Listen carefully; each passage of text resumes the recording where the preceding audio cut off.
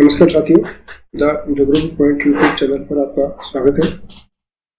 साथियों, आज अपन जो अपना 12 की मानव भूगोल की जो पुस्तक है में चैप्टर है प्रत्येक व्यवसाय, उसके बारे में अपन चर्चा करेंगे।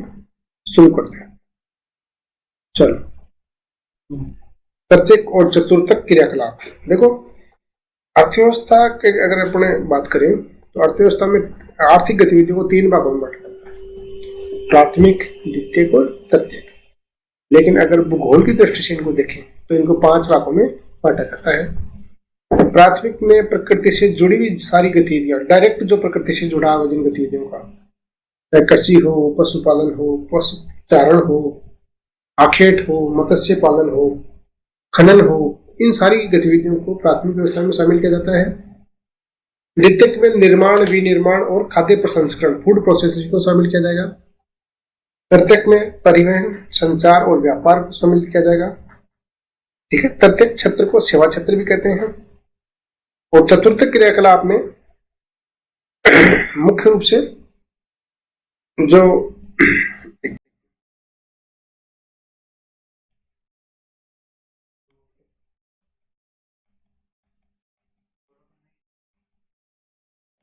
मुख्य रूप से सूचना आधारित जो भी गतिविधियां हैं, चाहे सूचनाओं का कलेक्शन ऑफ डेटा हो, चाहे प्रोडक्शन ऑफ डेटा हो, चाहे डेटा एनालिसिस हो, अनुसंधान और विकास आधारित गतिविधियां हैं। ठीक है। चाहे कार्यालय भवनों में काम करने वाले लोग, विश्वविद्यालय में पढ़ाने वाले टीचर्स, हॉस्पिटल में काम करने वाले डॉक्टर्स। ठीक है। जो कमीशन एजेंट होते हैं वो चतुर्थ क्रियाकलापों में शामिल किए जाते हैं। ठीक है।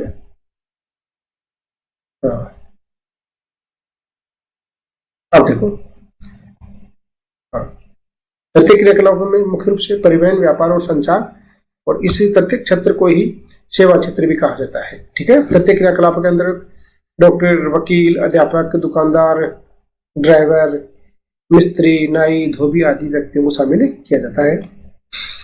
प्रत्येक क्रियाकलापों को मुख्य रूप से 4 भागों में बांट सकते हैं हम। व्यापार एवं वाणिज्य। तृतीय क्रियाकलाप है उनमें देखो, व्यापार एवं वाणिज्य, परिवहन, संचार और सेवा। ठीक है। तो इसीलिए तीसरी जो आर्थिक गतिविधियां हैं उनको सेवा क्षेत्र भी कहा जाता है, सर्विस सेक्टर बोलते हैं इसको। अब देखो, व्यापार एवं वाणिज्य, वस्तुओं के जो क्रय विक्रय करने की जो गतिविधि है उसको बोलते हैं व्यापार। और व्यापार 2 प्रकार का होता है, एक फुटकर व्यापार और एक थोक व्यापार। फुटकर व्यापार देखो, ये फर्क करोगे थोड़ा एडिटिंग में चल रहा है, गलत हो गया थोड़ा सा टाइपिंग मिस्टेक में, इसको लिख देना फुटकर व्यापार। ठीक है। जब कोई व्यापारी कम मात्रा में सामान खरीदकर उसे उपभोक्ताओं को बेचता है। ठीक है। ये इसका सीधा सही कि उपभोक्ताओं को वस्तुओं का प्रत्यक्ष डायरेक्ट सेलिंग करते हैं। ठीक है। तो उसको बोलते हैं फुटकर व्यापार। ठीक है। जैसे फेरी वाला हो गया, रेडी वाला हो गया। ठीक है। द्वार से द्वार तक बेचने वाले, ये है ना थोक व्यापार। देखो, ये थोक व्यापार में क्या करिए, जो फैक्ट्रियां जो सामान बनाती है उससे ही बड़ी मात्रा में सामान को खरीद लिया जाता है और फिर उसे थोड़ी ज्यादा कीमत पर खुदरा विक्रेताओं को बेच दिया जाता है। ठीक है। थोक विक्रेता ये जो भंडार गृह है उनको उधार भी दे देते हैं। यह व्यापार उनके बिचौलियों, सौदागरों, दलालों तथा पूर्तिकरों द्वारा होता है। ठीक है। इसमें बड़ी मात्रा में वस्तुओं को खरीद लिया जाता है फैक्ट्रियों से, फिर उनको जो छोटे व्यापारी हैं, दुकानदार हैं, उनको दे दिया जाता है। फिर वो अपना कमीशन जोड़ के बेचते हैं उसको, सामान को। आगे देखो, अब फुटकर और थोक व्यापार का उद्देश्य ही लाभ कमाना होता है। ठीक है। ये सारा कस्बों एवं नगरीय क्षेत्रों में होता है व्यापार, जिन्हें व्यापारिक केंद्र कहा जाता है। व्यापारिक केंद्रों को 2 भागों में बांटा गया है, एक ग्रामीण विपणन केंद्र और एक नगरीय विपणन केंद्र। ग्रामीण विपणन केंद्र सीधा है, जो गांव की जो बस्तियां होती हैं उनको ये सामान की सप्लाई करते हैं। सेमी अर्बन होते हैं, अर्ध नगरीय क्षेत्र होते हैं। ठीक है। ऐसे ही जो नगरीय होते हैं वो नगरों को विशेषकर सेवाएं उपलब्ध कराते हैं। ठीक है। हाँ, आगे देखो, परिवहन देखो, वस्तुएं एवं व्यक्तियों का एक स्थान से दूसरे स्थान तक लाने और ले जाने के जो गतिविधि माध्यम है उसको बोलते हैं परिवहन। ठीक है, परिवहन में एक होता है नोड और एक होता है योजक। नोड का मतलब दो या दो से अधिक मार्गों का संधि स्थल, दो जब सड़कें आपस में मिलती हैं आकर, है ना, एक उद्गम बिंदु और एक गंतव्य बिंदु, जहां से कोई यात्रा शुरू होती है उसको बोलते हैं उद्गम बिंदु, या कोई व्यक्ति यात्रा शुरुआत करता है उसको बोलते हैं उद्गम बिंदु, और जिस स्थान पर जाके पहुंचेगा उसको बोलते हैं गंतव्य बिंदु। अथवा मार्ग के सहारे कोई बड़ा केंद्र नोड कहलाता है। योजक होता है जब दो सड़क कोई एक प्रत्येक सड़क जो दो नोडों को जोड़ती है उसको बोलते हैं योजक। दो केंद्रों को मिलाने वाली सड़क को क्या बोलते हैं? योजक। हाँ, परिवहन को प्रभावित करने वाले कारक देखो, ये पिछली बार माध्यमिक शिक्षा बोर्ड में भी क्वेश्चन पूछा गया था। मांग और जनसंख्या का आकार, ये परिवहन को प्रभावित करेंगे कि किस क्षेत्र में परिवहन कितना विकसित होगा। मांग देखो, मांग, परिवहन की मांग जनसंख्या के आकार से प्रभावित होती है। जनसंख्या जितनी ज्यादा होगी उस क्षेत्र में परिवहन की मांग उतनी अधिक होगी, अधिक लोगों को ट्रांसपोर्ट की सुविधा की जरूरत होगी। संचार देखो, व्यक्ति अपने विचारों को जिस माध्यम से एक स्थान से दूसरे स्थान पर भेजता है उसको बोलते हैं संचार, कम्युनिकेशन। ठीक है, हाँ, अब इसमें बहुत सारी चीजें आती हैं। ठीक है, संचार के साधनों में दूर संचार हो गया, उपग्रह, मोबाइल, इंटरनेट आदि सारी चीजें आने लगी है। दूर संचार देखो, दूर संचार मतलब मोबाइल जो सेवा है उसको दूर संचार। दूर संचार का विकास विद्युतीय प्रौद्योगिकी के विकास से जुड़ा हुआ है। संदेशों को भेजने की गति ने संचार में क्रांति ला दी है। ठीक है, अब जो समन्वित नेटवर्क है उसको क्या बोलते हैं? इंटरनेट बोला जाता है इसको। सेवा देखो, सर्विस सेक्टर। अब इसमें कुछ ये जो लोग हैं, चाहे पंसारी की दुकानें हो, चाहे अकाउंट्स का काम करते हो, चाहे एडवाइजर का काम करते हो, चाहे टीचर्स हो, चाहे चिकित्सक हो, चाहे वकील हो, चाहे संगीतकार हो, ये कुछ पैसे लेके उस सेवा के बदले कुछ पैसे लेके अपनी सेवा प्रदान करते हैं लोगों को। ठीक है, तो ये प्रत्येक क्षेत्र का ही है गतिविधि में शामिल किया जाता है इसको, सेवा सेक्टर को।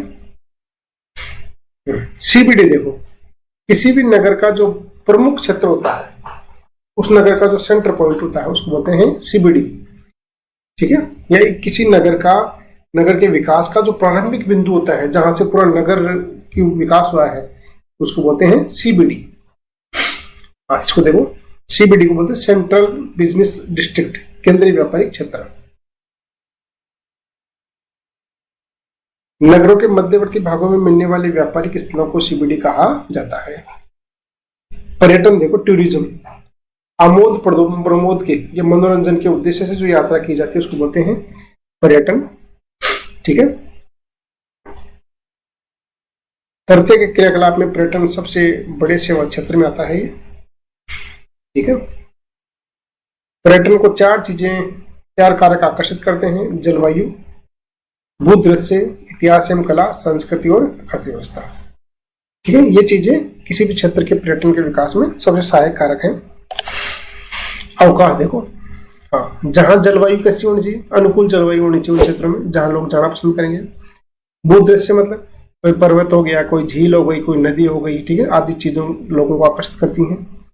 इतिहास एवं कला में जो प्राचीन स्मारक हैं, विरासती स्थल हैं, किले, महल, ठीक है, बावड़ियां, ये लोगों को आकर्षित करते हैं। सांस्कृतिक अर्थव्यवस्था, हाँ, मानव जाति और स्थानीय निवासियों को पसंद करने वाले को पर्यटन बुलाता है। यदि कोई प्रदेश पर्यटकों की जरूरतों को सस्ते दाम पर पूरा कर देता है तो वह अत्यंत लोकप्रिय हो जाता है। जैसे घरों में रुकना, जो पेइंग गेस्ट वाली जो योजना है, स्टे एट होम, जिनको गोवा में हेरिटेज होम्स बोला जाता है और कर्नाटक में मेडिकेरे या कुर्ग बोला जाता है। ठीक है, ताकि जो विदेशी जो टूरिस्ट आते हैं वो स्थानीय संस्कृति को पहचान सके। ठीक है, चिकित्सा पर्यटन, जब चिकित्सा में उपचार के साथ पर्यटन की सुविधा भी प्रदान की जाती है तो इसे मेडिकल टूरिज्म कहा जाता है। ठीक है, जब चिकित्सा में उपचार के लिए कोई विदेशी यात्री किसी देश में आता है, ठीक है, जैसे कोई बांग्लादेश का यात्री भारत में इलाज कराने के लिए आया तो उसको बोलते हैं मेडिकल टूरिज्म। और यहाँ आके उसने इलाज भी कराया और कुछ स्थानों को देखा भी, तो उसको बोलते हैं चिकित्सा पर्यटन। चतुर्थ क्रियाकलाप देखो इसमें क्या क्या आएगा, एक तो सूचना आधारित गतिविधियां, डाटा कलेक्शन, डाटा प्रोडक्शन, ठीक है, डाटा एनालिसिस। फिर इसमें अनुसंधान एवं विकास से आधारित जो भी गतिविधियां, रिसर्च का जो वो है क्षेत्र, इसमें सारा शामिल किया जाएगा। कार्यालय भवनों, विश्वविद्यालय में पढ़ाने वाले टीचर्स, हॉस्पिटल में doctors, theatre artist, accounts officer, accounts का काम करने वाले लोग और कमीशन एजेंट, सारे इसमें आएंगे। पंचम क्रियाकलाप में देखो, ये सबसे उच्च क्वालिटी की, ये जो सबसे शीर्ष से जो सलाह देने का काम करने वाले लोग हैं, जो बहुत अच्छा मतलब पैसा अर्जित करते हैं इन सेवाओं के बदले में, वो इसमें आएगी सारी। जब भी तो इनको बोला जाता है गोल्डन कॉलर सर्विस। परामर्शदाता जो एडवाइस देने का काम करते हैं, पॉलिसी मेकर, नीति निर्धारक, विशेषज्ञ, सुपर स्पेशलिस्ट और निर्णयकर्ता, डिसीजन मेकर्स, ये इसमें सारे आते हैं। ठीक है, ये याद रखना।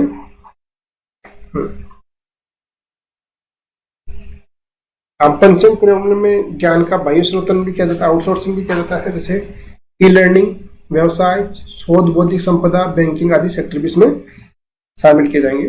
बाह्य स्रोतन देखो, एक शब्द है ठेका देना। बाह्य स्रोतन का मतलब होता है ठेका देना।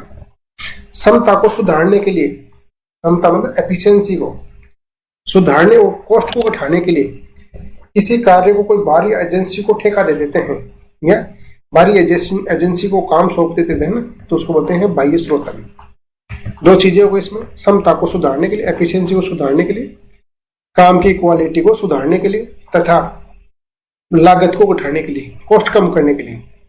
ठीक है ना, कोई काम किसी दूसरी एजेंसी के माध्यम से करवा दिया जाए ठेका देके, तो उसको बोलते हैं बाह्य स्रोतन।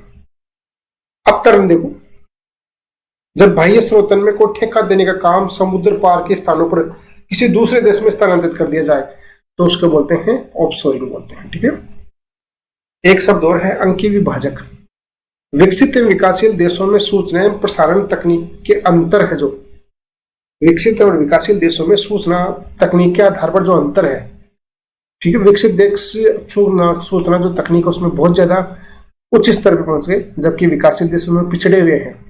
इसे जो अंतर है उसको बोलते हैं अंकीय विभाजक बोलते हैं इसमें। ठीक है, इसी के साथ ये चैप्टर यहाँ समाप्त होता है। अगर ये चीज आपको पसंद आया हो ये अध्याय, तो इसको लाइक करना, अपने दोस्तों के साथ शेयर करना। ठीक है, और इसकी पीडीएफ में जल्दी ही मेरे टेलीग्राम चैनल पर, जो कि इसी नाम से है, द ज्योग्राफी पॉइंट के नाम से ही है, उस पर उपलब्ध करवा दूंगा। धन्यवाद।